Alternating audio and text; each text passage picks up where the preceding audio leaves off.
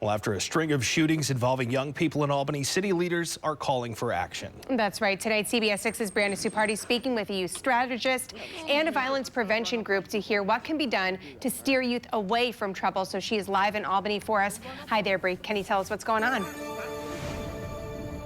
Yeah, so after last week's shootings in Albany, Albany police put out a clear message. They can't stop youth violence alone.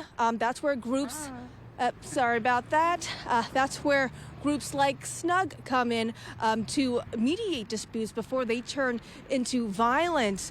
Meanwhile, youth strategists say that just the way law enforcement communicates with the youth can make all the difference. And we need to ensure that the community knows and that there are people out there in these children's lives who can put them on a different path, and we need them to help us. This call to action from Albany city leaders comes as community groups like SNUG work to reach young people before they get caught up in violence. Between geographical conflicts and personal conflicts, we're making it our business to do more conflict mediation and address these issues in a preventative sense and not just in an intervention. Thompson says SNUG has been ramping up efforts in the wake of last week's shootings in Albany. He says fear and survival are one of the top reasons youth turn to the streets. Fear of a life that is uncertain. You're not sure where your next meal is coming from.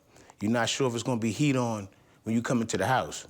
You're not sure if your parents will be there or not. And a lot of these kids, unfortunately, have been raising themselves to defend themselves, to protect themselves. When you see this kind of violence, it's pretty clear from across the country that those youth have no other adult to turn to. Lisa Thoreau specializes in training police nationwide, including here in Albany, on how to better bridge the gap between youth and law enforcement. So making sure law enforcement treats each youth individually, gives them the benefit of the doubt, lets them be heard, and making it clear what the point of the interaction is and avoiding, to the extent possible, punitive responses so that a youth will feel like this is an officer I can reach out to. They both say that building trust is paramount to helping our youth, and it starts with showing them respect and understanding. Now, as a community, what we can do is begin to open our ears to the children.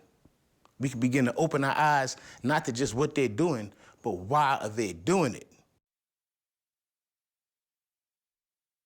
They say simply paying attention can make all the difference. And they also say it's a collaborative effort. Groups like SNUG, law enforcement, as well as community members can all do their part and bring positive influences to these kids' lives. Reporting live in Albany, Brianna Supardi, CBS 6 News.